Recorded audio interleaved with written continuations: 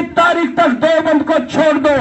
यहां जो कट्टरवादी फैलाना चाहते हैं कटमिन्ना, देवबंद को छोड़कर पाकिस्तान भाग जाए, अन्यथा पहली तारीख के बाद ढूंढ ढूंढ कर मुजफ्फरवासी और गुजर आर्मी तुम्हारा नाश करने का काम। मुसलमान है, अब क्या करे तुझे? हिंदू को गोली मारी, उधर पूछ के हिंदू धर्म पूछ के देखो, गोली मार दे। हनुमान चालीसा सुना।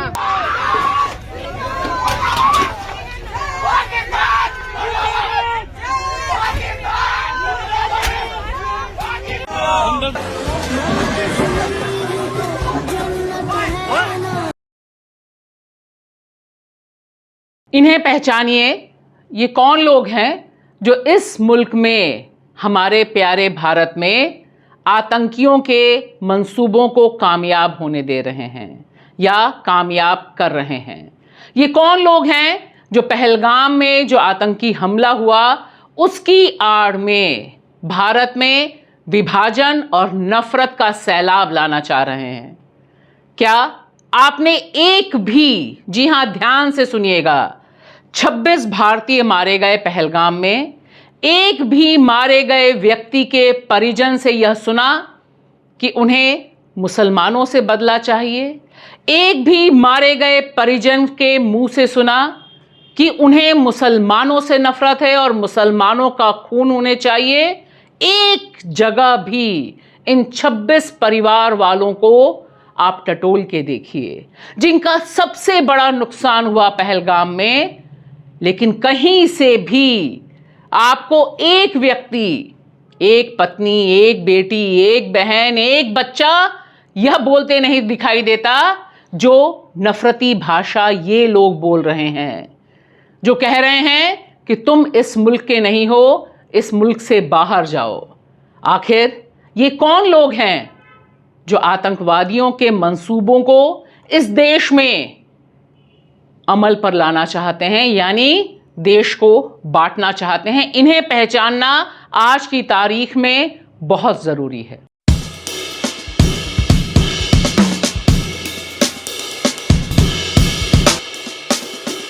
नमस्कार दोस्तों, मैं भाषा और आप देख रहे हैं बेबाक भाषा पे खास पेशकश कि पहलगाम में जो आतंकी हमला हुआ, कश्मीर का पहलगाम, आतंकी हमले को देखकर सिहर गया, जिंदगियां थम गईं पूरे कश्मीर में और पूरा देश स्तब्ध हो गया।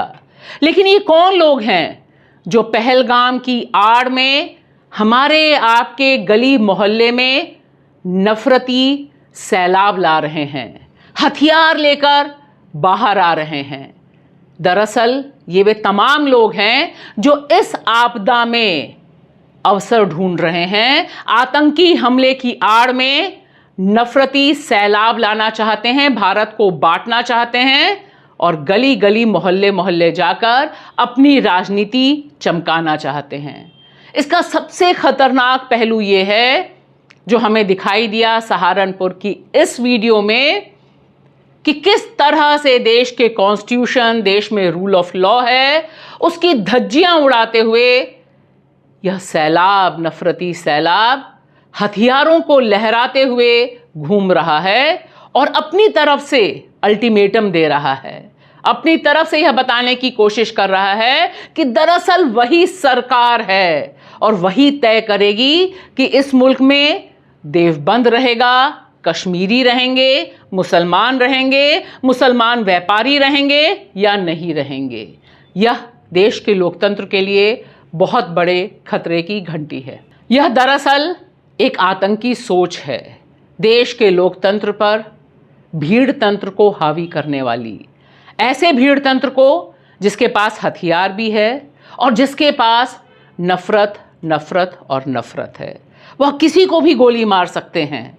आगरा का यह वीडियो जो हम आपको पूरा नहीं दिखा सकते, लेकिन यह वीडियो बता रहा है कि हमने हिंदू लड़कों के दिमाग में किस तरह का जहर बो दिया है। और यह तस्वीर आई है अंबाला से। देखिए इस भीड़ में जो मुसलमानों की दुकान, रेहड़ी जलाने वाली भीड़ है, उसमें महिलाएं भी कैसे शामिल हैं। यह है भीड़ तंत्र जो दरअसल लोकतंत्र को दफन करने के लिए पहलगाम पर हुए आतंकी हमले की आड़ ले रहा है।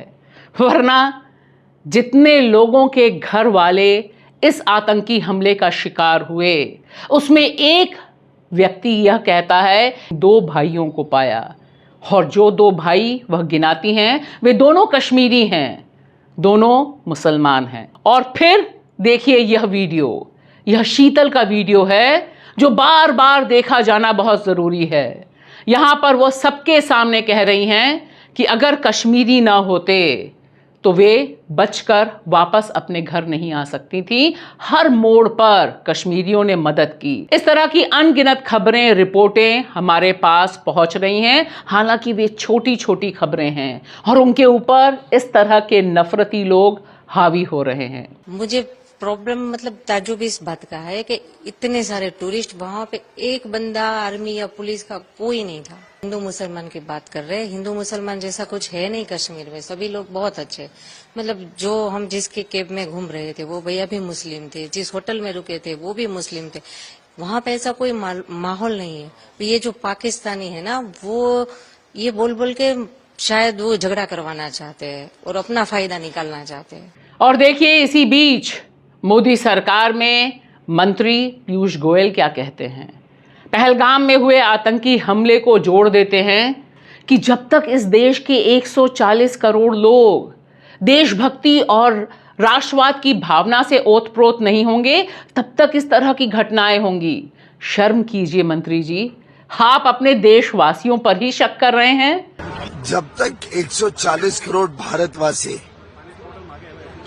देशभक्ति और राष्ट्रवाद को अपना परम धर्म मानते नहीं है, तब तक इस प्रकार की घटनाएं देश को परेशान करते रहेंगे। लेकिन सारे की सारी भीड़ ऐसी नहीं है।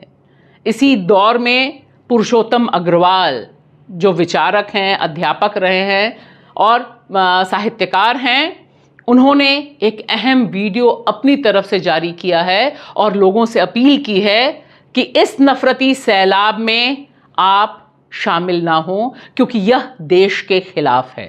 इस देश में इस समय जो एक अजीब तरह की बेवकूफ़ी का माहौल बना हुआ है, बेवकूफ़ी यानी किसी चीज़ पर ढंग से सोचना नहीं, किसी तरह की कोई वारदात हो जाए तो उसके इम्प्लीकेशंस पर विचार नहीं करना, केवल उत्तेजना में रहना, ऐसे माहौल को मूर्खता का माहौल, मूर्खता का सैलाब मैं कहता हूँ। और इसके निर्माण में सबसे बड़ी भूमिका हमारे कुछ टीवी चैनल्स की है, जिन्हें आमतौर से गोदी मीडिया कहा जाता है। सरकार से जवाब तलब करने की बजाय, समाज में पॉजिटिव चीज़ों को हाईलाइट करने की बजाय, आप जब झूठ का प्रचार करते हैं, जब आप केवल नकारात्मकता को जगह देते हैं, तो आप किसकी मदद कर रहे हैं? पहलगाम में जो आतंकवादी हमला हुआ, जिसमें लोगों को उनके धर्म के आधार पर आइडेंटिफाई करके मारा गया, हमला करने वालों का मकसद क्या था? यही था ना कि हिंदुस्तान में जो तनाव, जो तीखापन बना हुआ है, उसको और बढ़ाया जाए, इतना बढ़ाया जाए कि वो बिल्कुल विस्फोट हो जाए। और मीडिया क्या कर रहा है? उस आग में घी डालने की कोशिश या उसको संभालने की कोशिश। सलाम करना चाहिए इस देश के आम लोगों को, इतने भड़कावे, इतने उत्तेजना के बावजूद कुल मिलाकर के एक बैलेंस लोगों ने बनाए रखा है। देश के कोने कोने में प्रोटेस्ट हो रहे हैं, आतंकी हमलों के खिलाफ प्रोटेस्ट हो रहे हैं। इसी क्रम में जंतर मंतर पे एक प्रोटेस्ट हुआ, जिस पर मुकुल सरल की यह रिपोर्ट देखिए। दोस्तों नमस्कार, बेबाक भाषा में आपका स्वागत है। मैं इस समय खड़ा हूं दिल्ली के जंतर मंतर पर। दिल्ली के जंतर मंतर पर पहलगाम कश्मीर में जो आतंकी हमला हुआ है उसके विरोध में एक प्रदर्शन हो रहा है। लोग जुटे हैं, बहुत दुख और गुस्सा है लोगों में। ये जो प्रोटेस्ट है उसका आह्वान C2 जो संगठन है उसने किया था, उसके साथ तमाम संगठन है, SFI है, DYSFI है। आप मेरे पीछे देख रहे होंगे बैनर, इस पे साफ लिखा है पहलगाम कश्मीर में आतंकवादियों के हाथ तो मारे गए 26 निर्दोष लोगों के प्रति हृदय से संवेदना प्रकट करने हेतु श्रद्धांजलि सभा। तो एक श्रद्धांजलि सभा है और इसमें आप देखेंगे यहाँ पोस्टर, यहाँ जो पोस्टर लगे हैं, पहलगाम त्रासदी का सांप्रदायिकरण बंद करो। जी हाँ, आतंकवाद मुर्दाबाद के साथ जो एक प्रमुख नारा है वो है कि इसका सांप्रदायिकरण, हिंदू मुस्लिमकरण बंद कीजिए, क्योंकि ये सिर्फ एक नफरत फैलाना और आतंकवादियों के मंसूबे कामयाब करने वाला होगा अगर हम देश को बांटने की बात करते हैं, हिंदू मुस्लिम में बांटने की बात करते हैं।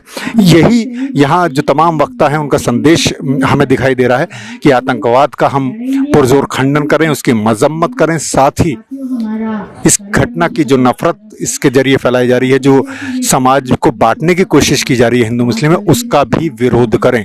और एक और बात महत्वपूर्ण यहाँ लोगों ने कही कि ये सिर्फ कश्मीर पर हमला नहीं, ये देश पर हमला है और मजदूरों पर खास तौर से हमला है। किस तरह से आपने देखा कि कश्मीर पर इस हमले के बाद वहाँ का जो उसकी लाइफ लाइन है टूरिज्म, उसकी कमर टूट गई है, किस तरह से आने वाले दिन भी प्रभावित होंगे।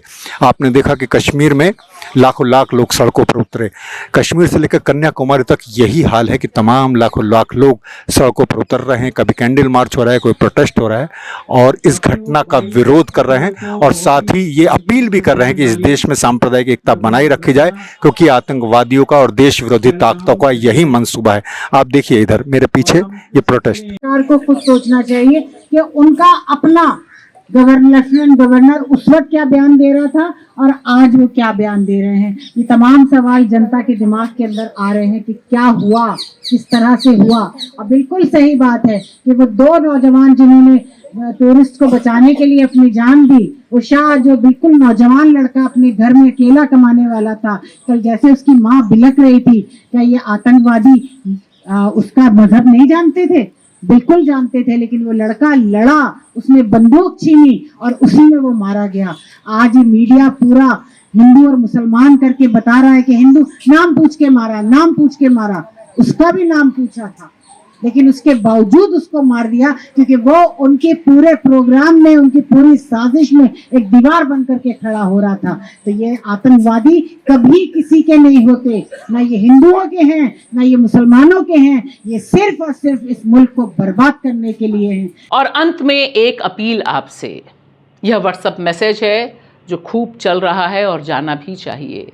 देश से प्रेम करने वाले हर व्यक्ति को इन नफरती उन्मादी लोगों से यह पूछना चाहिए कि पहलगाम में जब आतंकी हमला हुआ, जो लोग जिंदा थे उन्हें बचाने वाले कौन थे? अगर मारने वालों ने धर्म पूछा तो बचाने वाले भी मुसलमान थे।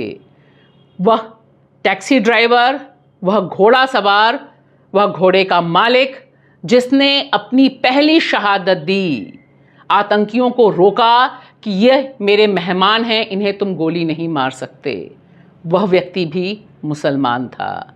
और जिन्होंने अपने घर खोल दिए और आज भी खोले हुए हैं, वे सब मुसलमान हैं।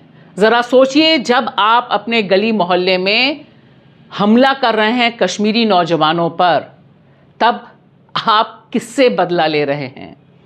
लखनऊ मेरा शहर, वहाँ से अनगिनत दोस्त, मुसलमान दोस्त ये खबरें भेज रहे हैं, अपना दुख साझा कर रहे हैं कि किस तरह से उनके हिंदू मकान मालिकों ने उन्हें घर खाली करने को बोल दिया है, क्योंकि समाज का दिमाग इस नफरती सैलाब में डूब गया है। वे मुसलमान से बदला लेने पर उतारू हैं और वे भूल जा रहे हैं कि इस आतंकी हमले से जो लोग बचकर आए, उन सबको इन्हीं मुसलमानों ने बचाया जिनसे आज आप नफरत करने पे उतारू हैं। शुक्रिया।